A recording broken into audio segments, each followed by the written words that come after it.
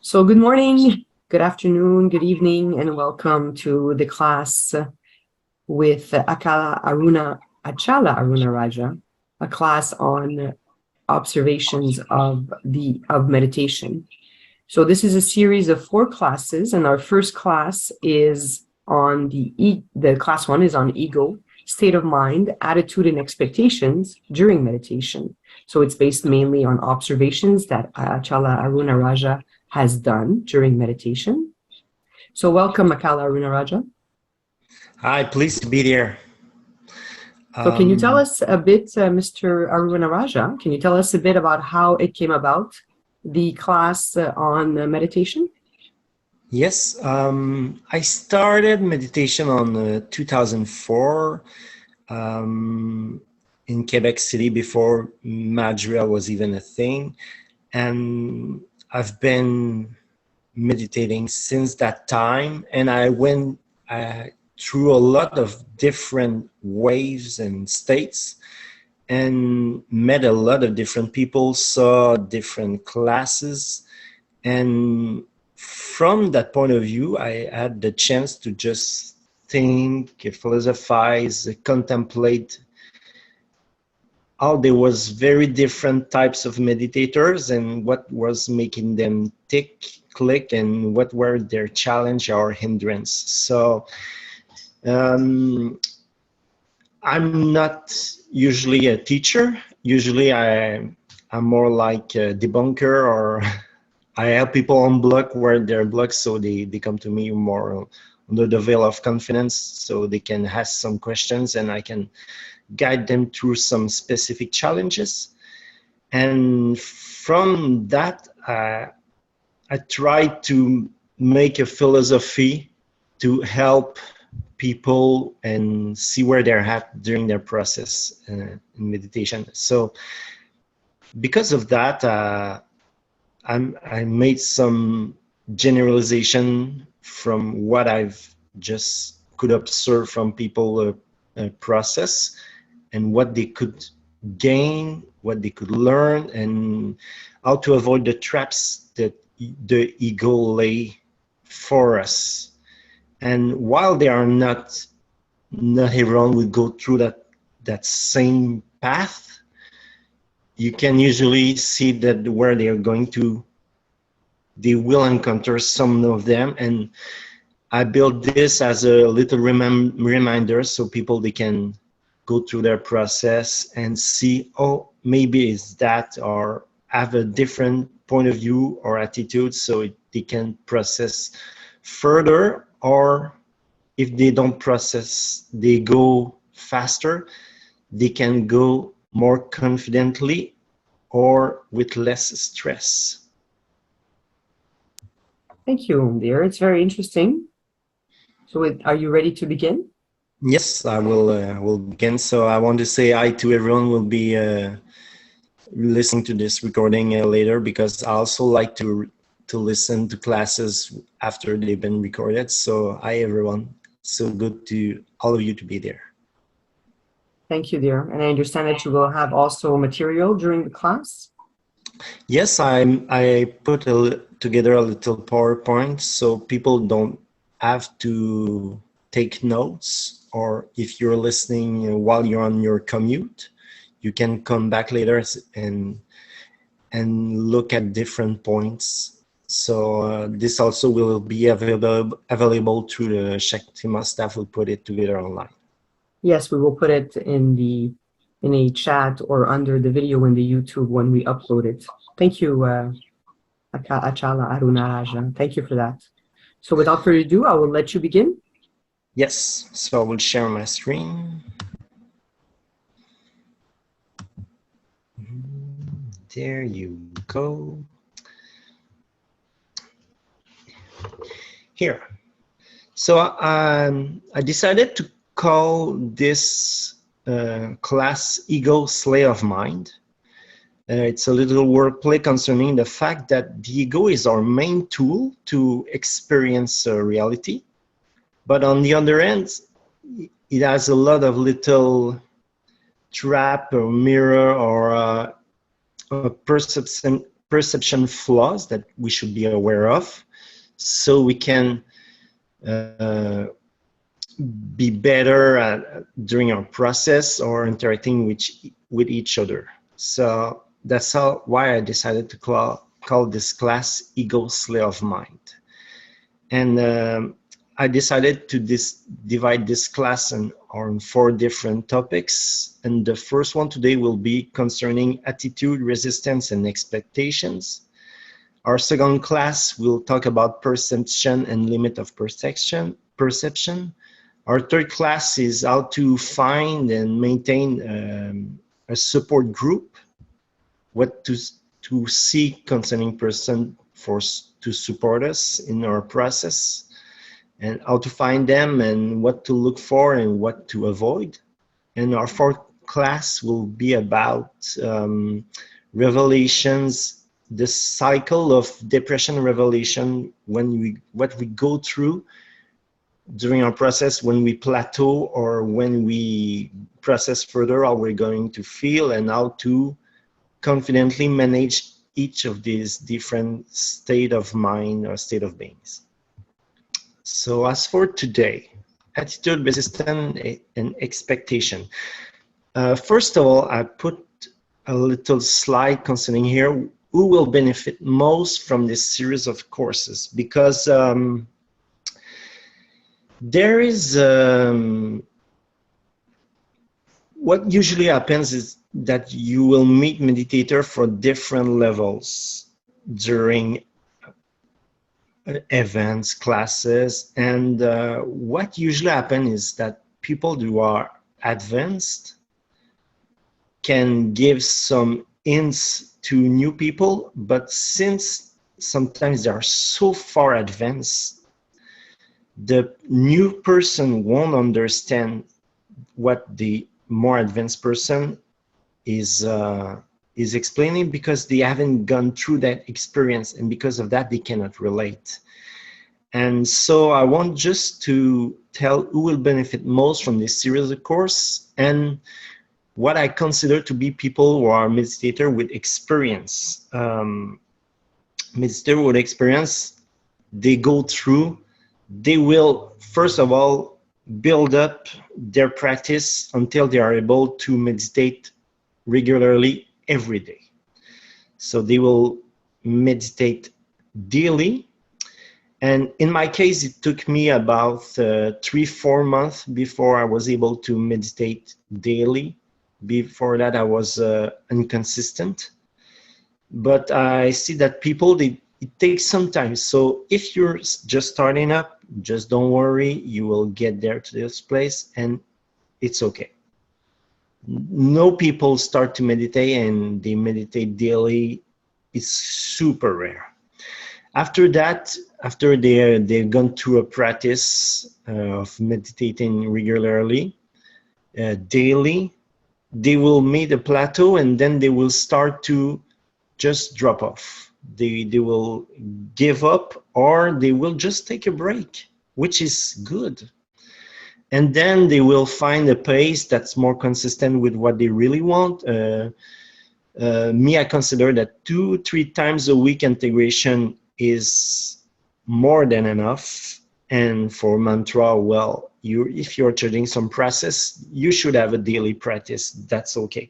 But if you're doing integration daily, I think that's too much, because you don't have time to let it build up inside yourself. You don't have time to contemplate. You don't have time to discharge. You don't have time to let the revelation come to you. So that's why I wrote it's like this.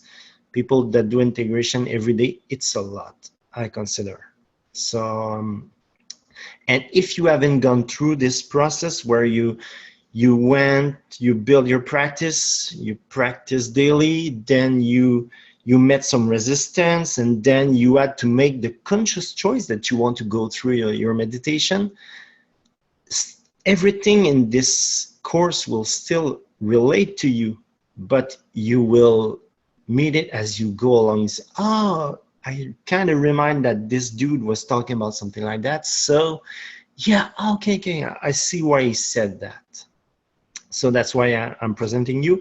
And if you haven't gone through all this, you also help you develop some little skills and tips for practice to hit the sweet spot faster. So what, from my observation, why do people meditate? First of all, they go through some harsh life events and they want to reduce stress, or they want to heal suffering.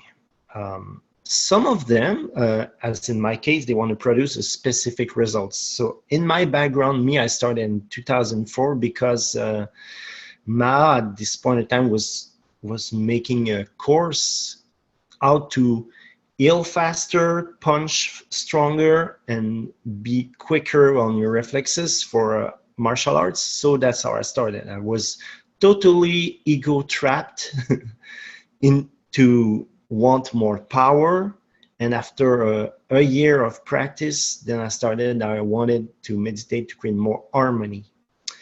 And I see that more advanced people, they usually come to create more unity and connection. They practice, they charge their process, and then at that point they switch and they want more unity or connection. Or maybe they add an event where they felt this state of being and they want to get back there, to live it once more, which is difficult but still can be done. And that's why they meditate. They meditate to heal their suffering and get back to the point where they were in a unity state of being, which is very, very relieving, all-encompassing and healing. So how is meditation experienced? Well, for beginners, they usually have a lot of meditation because they have a goal in mind. There's something they want to achieve. They are tired of a certain experience they are keep living. So they're really motivated to get it done. They want to go and achieve what they think meditation will give them. They have low expectations because they never went through some different state of beings. They didn't have certain results. They didn't have certain experience. So they don't know what to expect, except if they come to this process of meditation, if they want to relieve stress and anxiety. In that case, they have high expectations because they really want to heal that and be through with it. And which is fun being with beginners is that they are almost constant feeling a revelation in process. They are progressing so much. It's really nice to see. So when you stick with them, they tell you how they're experiencing meditation, how they're feeling, and it's so nice to see. It's a really a refreshing experience to be around them. As for more advanced meditators, well, they lose a little of their motivation because they can be more realistic concerning what they can expect.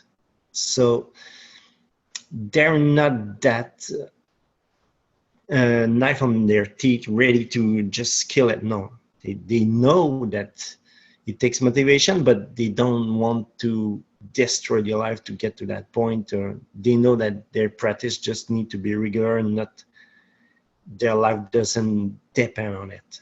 So they got a change in discipline. Usually they usually don't meditate as regularly, but still they come together, they make some process. And because of that, their process is more infrequent and it's more stable also. They don't have this peak experience, but they usually can get back to this point where they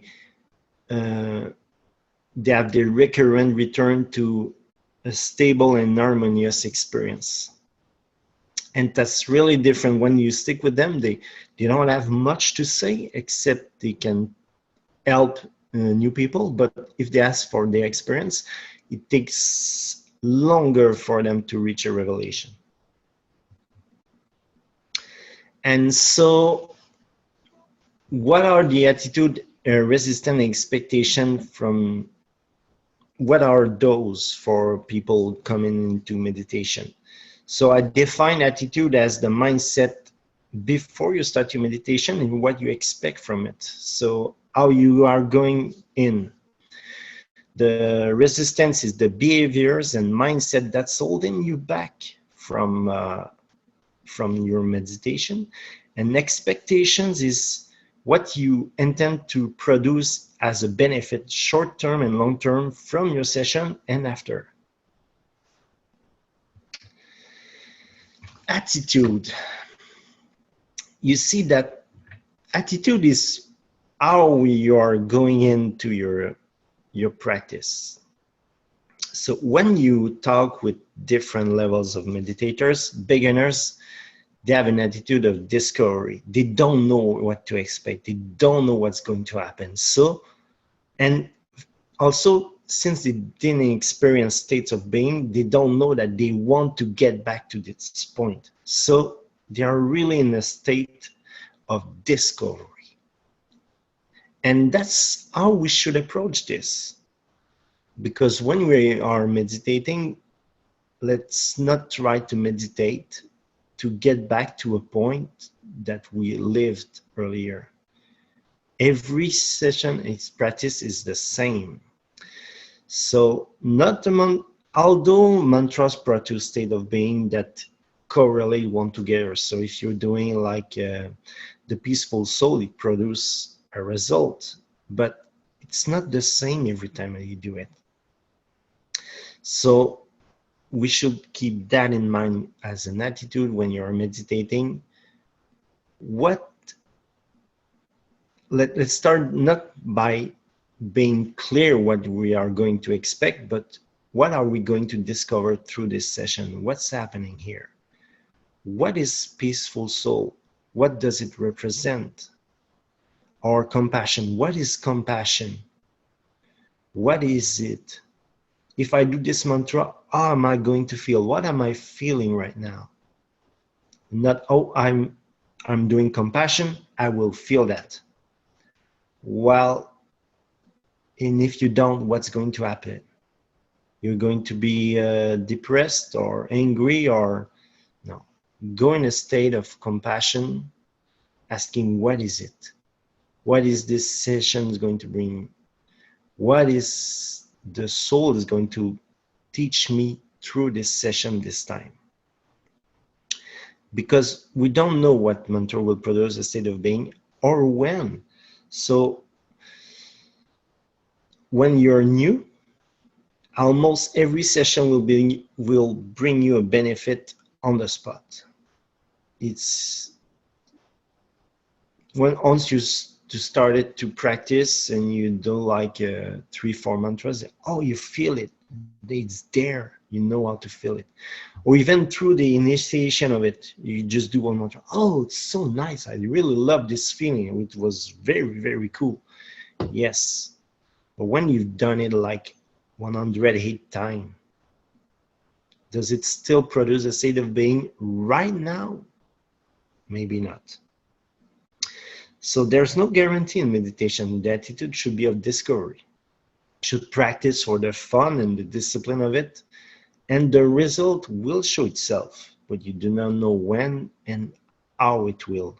So just keep that in mind as you meditate, have that attitude of discovery. It's a little trick. Just don't do being so clear what you're going to go through. Because if you go through an attitude that you know what's going to happen, you're going to miss part of the journey. Resistance. Resistance is a very, very big topic in meditation because New Age has brought a point where resistance is the enemy. And it's really difficult to disarm that thought, because once people are convinced that's the point, they are not really open to see from another aspect that resistance is not an enemy, it's just a natural force in the world. If you don't have resistance, something are not going to go forward. So And you need to have resistance also. Resistance is a natural force in the world, and it helps you. It's a stabilizer. You need to have resistance. So resistance is not the enemy. It's a fundamental force of the universe. So without resistance, there cannot be structural cohesion. If things would only keep attracting themselves and there was no resistance, they would just collide together and collapse. But resistance is the sweet spot where attraction and resistance come together. At this point, there can be no more attraction or collapse. It's the balance that's great, and that's when you got this structure that can be created. If there's no resistance, everything just collide together and crash. You need to have some further resistance also. You need to cultivate it. You don't need to see it as an enemy. Resistance is there to help you. When you walk, your foot puts on the ground, and the resistance, that is friction, propels you forward. If there was no resistance, you would put your foot on the ice and you would slip, and you couldn't go further. You cannot advance together. You cannot go forward because your foot is slipping. There's no resistance. Nothing is propelling you forward. So see resistance at this point, that maybe it feels like an hindrance, and it is, but it has a reason to be. And resistance will help you define where you are right now and help you to propel yourself forward. If there was no resistance, you lack the guideline to know where you're at and where you're going. It's a tool that you use to stabilize or hinder a process. It's an instrument of choice also. Sometimes you need to have some resistance that you need to keep. People don't have any type of resistance. They cannot make clear choice. They cannot put boundaries. If you put boundaries with person, it will feel like resistance. It will feel like you are objecting something or someone. And that's making a choice. You need to live harmoniously with resistance. Because if you cannot live harmoniously with resistance, you're not going to be able to put boundaries. You're going to have to accept everything and everyone going into your life without being able to make a choice. I understand, I know what's happening, I want to make a clear choice. Although this happened, I can choose to go into another direction. So resistance is really useful tool to stabilize or hinder your progress, and also make a good choice. If you have no resistance, or if you have you cannot, if you see resistance as an enemy and you don't take time to disarm it or understand it, it will control your action, because you will just be in denial. So you won't see resistance, you will deny what you're doing, what it's making you do, and you will take action based on that still, because resistance will still be there. It's a natural force in the world. Whether you like it or not, whether you are conscious of it or not, it will impact your, influence your decision. So better to understand it, to contemplate it, so you can make your action based on choice that encompass also this aspect. Otherwise, if you deny it, it will control your action and you will have no background or way to explain how you did, what happened, what did you do. And it's a really difficult topic to talk about, because there's some people, they don't like the feeling of resistance. They are starting and they feel like the resistance is something that breaks them through their progress. And when they do that, they start to they want to alleviate it. They want to remove it. they don't understand that resistance can also be helpful. And when this happens, they are not able to, they just want to destroy all resistance and go forward, but resistance will not help them progress any further at that point. You just want to push themselves too much over the top, and that will break their progress also. There's a guy that a very advanced person from the Madria. He was also at the inner circle in Denmark in 2019. And he said that at one point in time, he was charging 3 major processes at the same time, which is a lot. And now, 4 years later, he still, first of all, doesn't know what happened, still living with the effect of this major process had on his life. And he cannot define what any of those caused to him. He's not able to say, this process helped me through this process helped me through that, and this other one helped me through this other topic. So because he wasn't able to put resistance on himself to just control the pace of his evolution, he pushed too much, and even now, 4 years later, he's still going through all the consequences that he had. So you want to use resistance as a tool and not as an enemy. You want to be able to use it consciously. So for beginners, that's the problem with resistance. They want to obliterate it and go fast. Maybe you don't want to go fast. You want to go at a good controlled pace. You want to be able to just limit some of the progress you make with acknowledging some resistance and contemplating some other one, just to smooth things up and progress in this topic. And that will help you. And if you do that, your progress will be more harmonious. You will go faster. Because if you don't cultivate any resistance at all, and you just consider it an enemy and just go through and you just need to push through it, you will be like a shooting star. You will go so fast, so bright, and then poof, disappear. Either you're going to stop your practice, or either you're just going to burn yourself out. So for advanced people, they understand this. They understand that resistance is a component of progress, and they learn to use it effectively. They learn that if they feel resistance in a certain topic, it means that they got something to contemplate, not to obliterate the resistance in that topic.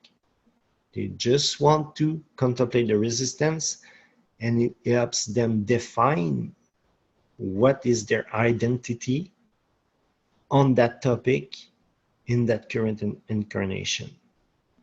Okay, I feel like this thought, then there's resistance. What does it teach me? Oh, I feel like that. Why does I feel like that? Oh, I lived that through. There was a previous experience that caused me that resistance to build up. Okay, do I still need this resistance? Is it useful to me? If I want to reach a certain point there, is it useful? Okay. Like, suppose you have concerning money, you don't have any resistance, and resistance can take many forms, but in that case, that would be like restraint. You want to buy something, and you don't restrain yourself, you lose all your resources, and then you say, oh, I should have used restraint. Or you didn't build any restraint before because you lived in your through so much slack when you are young. So when you're an adult, you didn't build any resistance, and then you lose all your resources. Then after that, you build some resistance through the form of restraint. You say, okay, I cannot buy anything I want. I just need to be control myself. And it will be painful still, because resistance is not always a good thing to go through. It's hard to feel resistance. So, but you still want to maintain it, contemplate it, and you want also to learn with it and see, okay, if I feel bad, doesn't mean it's a bad sign. Just mean that I'm having resistance. I'm feeling a little limited, and it's okay. What do I want to do from this point? Do I want to keep it? Do I want to just smoothen my resistance? Or do I want to just push through it and live with the consequences? That can be also be a good choice to make. And resistance can never be removed entirely. Some people, as new person in meditation, they learn integration, they think that they're going to integrate, and the integration that they will do will remove their resistance, their feelings towards certain topic. Well, no. Resistance will be always a major point of your experience, and integration doesn't remove the resistance. It just helps you live consciously with it and be able to make a conscious choice, even though you have this resistance. I have a cat. He's a speaker, so he will talk a lot. And he's there and he's like, hey, man, I want to talk. Okay, go ahead. And not too much, okay? So how do we use resistance as a tool? Well, suppose that you are going to build or meditate or charge a process and you start feeling resistance.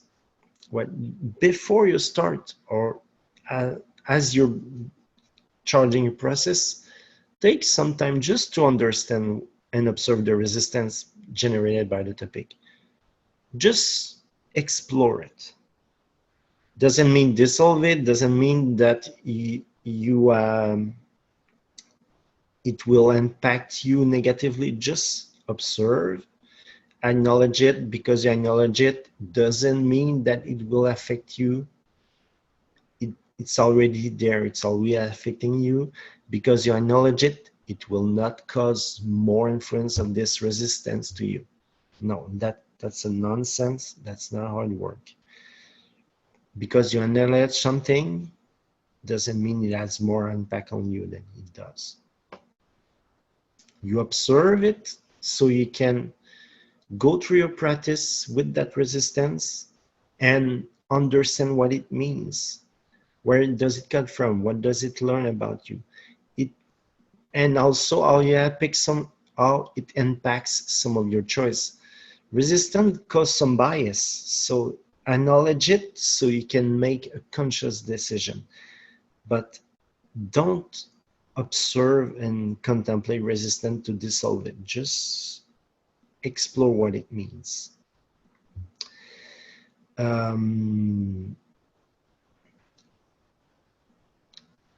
When you are chanting mantras or you have reaction in your body, or when you are doing integration, mostly me in my case, what I feel resistance is my belly as a sign of density, sign of resistance. So I just contemplate until I feel it rise up and I can see that the resistance is still there, but I just help me go through some acceptance so I can make some better decision and still having the resistance in there. So not all resistance are meant to be dissolved. It's usually rare that they are dissolved. They are just to be accepted through contemplation. Sometimes some resistance are so hard that you can't even bring yourself to accept that. You say, I cannot accept this resistance because otherwise my identity will be crushed. I will not be able to live with myself this way. I don't want to accept that. Well, in that case, a little jujutsu move is to observe the resistance to resistance. You just, okay, I have this resistance and I have a resistance to this resistance. And usually when I do this, just me in a great state of mind to just be able to smoothen things up, be able to observe, understand, and I can then go further. The resistance will still be there, but the resistance to resistance in that case is what's really keeping me from going further. And also, all I like to use resistance is when I'm contemplating very abstract concept, I use the resistance to outline what the concept really means. Suppose that you're charging some Tree of Life Kabbalah concept and you want to know what Keter, what Chokmah, what Dinah means, but they are so beyond the veil of the ego that you cannot even comprehend it. Even if you try to contemplate it, you just, either you cannot get a clear idea what it means, or you just transcend all the time. In that case, what I do is that just go to the concept and observe how I feel, how the resistance is created. So we observe Keter and I see that resistance is attachment. I know that the concept is the dissolvement of the loss of ego, because attachment is what it's all about. Attachment and loss of ego are intertwined concepts. So I know that if that resonates within me, is that what the concept means. So I use resistance to, okay, if I write like this and it builds that resistance, that means that that concept has to do with that certain topic. That's how I use resistance to define some concept together. So I use it as a tool. Expectations. Oh, expectation is a really nice topic because we all do stuff because we have expectations. We do things, we take action because we have certain result that we want to produce. But with time, we learn to create a balance before where I'm going through with this. I know where this is going to get me, and there's a lot of things that I don't know. And so I want to keep this attitude that I know what will happen, but at the same time, I'm able to let myself be surprised. So what I see is that some people, they get stuck because they have so much expectations that they build some resistance. And they understand that was the expectation building resistance that caused them to not progress further. And they are stuck in that process. They have an attachment to results, and that builds the resistance, and they're not going to experience all the state of being that could have been generated should they gone in an attitude of curiosity, of discovery, of just surprise, of not knowing, just admitting, I don't know what's going to happen. I know what I want to happen, but I'm just going to go, what's happening right now? How do I see myself? What's happening inside me? What does this cause? What does this build-up leads? Oh, so try to observe your attachment to result just to smoothen the resistance, and just return to a state that I don't know what's going to happen. I don't know. what does this cause?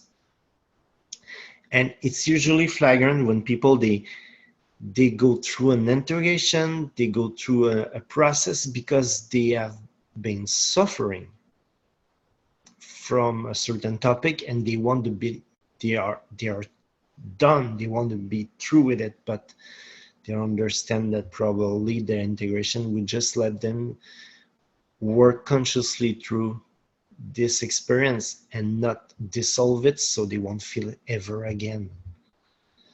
So because they have so much attachment to what's going to cause, they're so stuck on a result, they don't have no progress, and it leads them to just doubting themselves.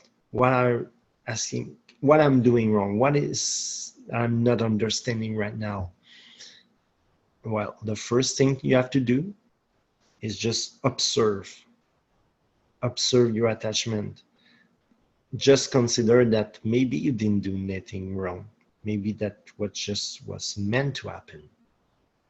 Okay, and not be that much in control and just go through the experience. So observe what were your attachment to the result. You were so attached to this was going to lead you to this place or this state of being. Maybe you were wrong. Just can you accept that maybe you don't know what's going to happen, and just observe what were your expectations and see, okay, from that point I'm just going to let things reveal to myself as I go. This process will help to reduce my stress, but I know it's going to happen, just I'm good in a state of discovery. Just observe what my attachment before, what is my attitude as I go in, and then you go into the process. Because most of the time, integration does not mean you are going to dissolve your ego. Integration just is dissolving your attachment to your ego. Your ego is a tool that you cannot be alive and have no ego. You will just disappear. Ego is what you use to participate in reality, to have experience, to have an identity. You cannot live without an identity. You need to have an ego. You just, when you integrate, you learn to use your tool more consciously instead of being used by them. Say, okay, I can use my anger to understand that I feel there's an injustice here, but not destroying someone because you're angry. Understand, okay, I feel something, I'm angry because I think there's an injustice, and now I can process this consciously and I can discuss it with people and with arguments instead of letting your anger blare out. You're not going to dissolve your ego. You're just going to use it as a tool, and if you do not integrate, well, you will just be attached to a certain part of your ego, justify them, and they will play you like violent. They are going to use you as a tool. So you can be the tool of your anger, or anger can be your tool. That's your choice. So just be clear about the expectation that you have when you do mantras, then you do integration. Some people think that when they go and they do integration, they're going to dissolve and be through that experience. No, it does not work that way. Just because you had some bad experience with a certain type of person, if you integrate, they're not going to disappear from your life. They exist as their own being, and they will still be there. There will still be circumstances that will cause you to run into them, and integration just going to dissolve what is going to happen with them. How you're going to change and process your reaction to them, but they will not disappear from your life. Integration does not dissolve and modify the universe. It just helps you through deal more peacefully and consciously with what's happening with you. And that would be all for today. For the next course, we will discuss limits of perception, how to use it appropriately, some little tricks to counter it, and understand it. So if you have any question with this course, because probably you're listening to this and you're not a live event, but later, you can send all your questions to either the Shakti team directly or to me, and include Sleight of Mind into the topic so I can know what you're talking about and respond more appropriately. And there's a lot of questions that I can make another course to discuss some different questions that need more deepening and understanding. Thank you very much. So that's it for me, Ram. If I may, would you Yes. like us to do like maybe a little tour of comments and or questions that we may have? Yes, please. If you want, feel. Well, actually, if I can begin, since I'm unmuted. I really enjoyed the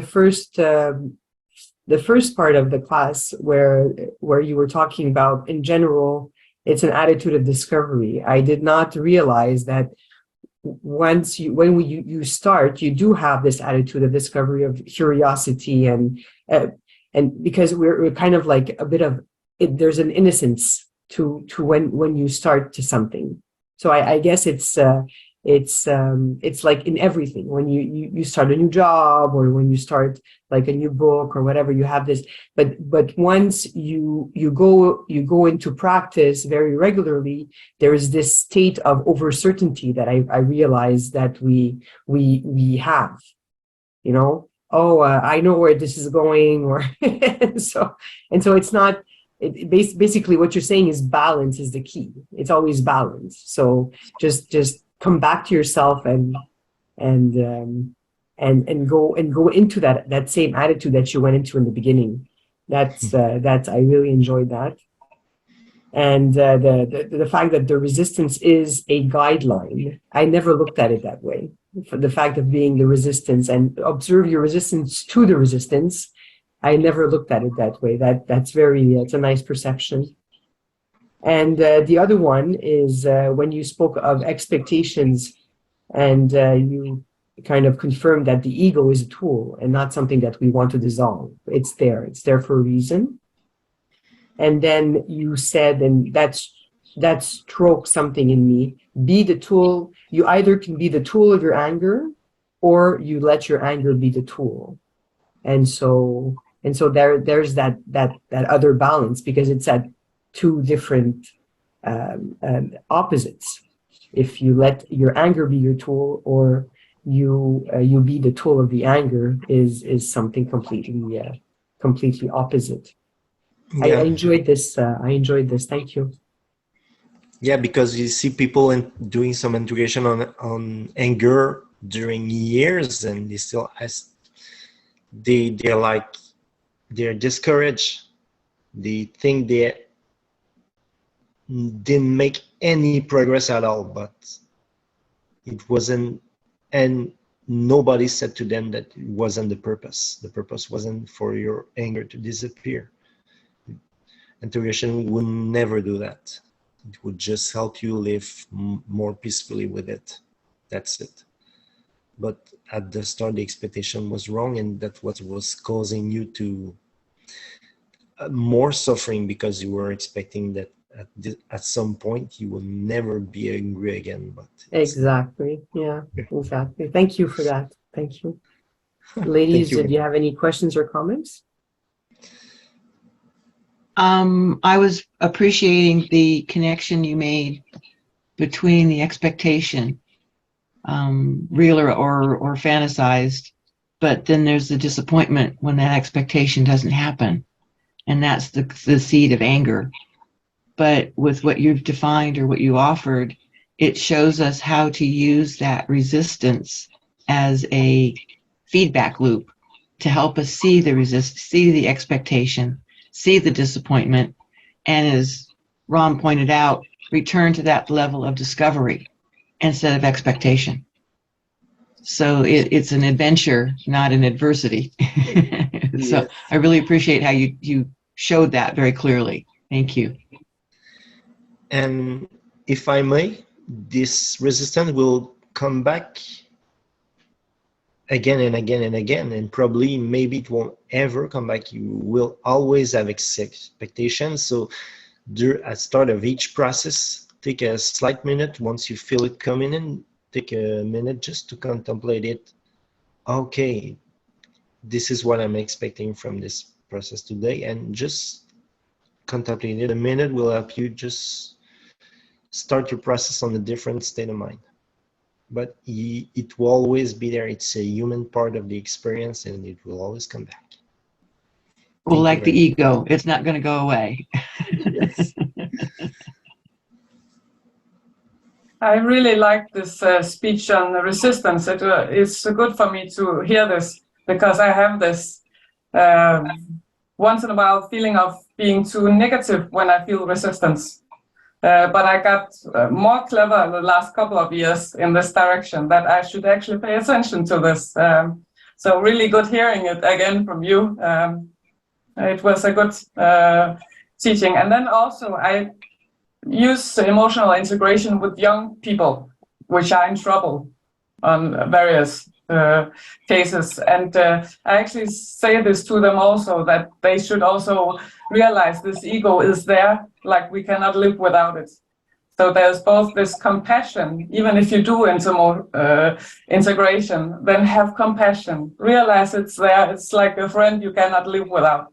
So I enjoyed that also very much. Thank you. Very good class. Thank you very much.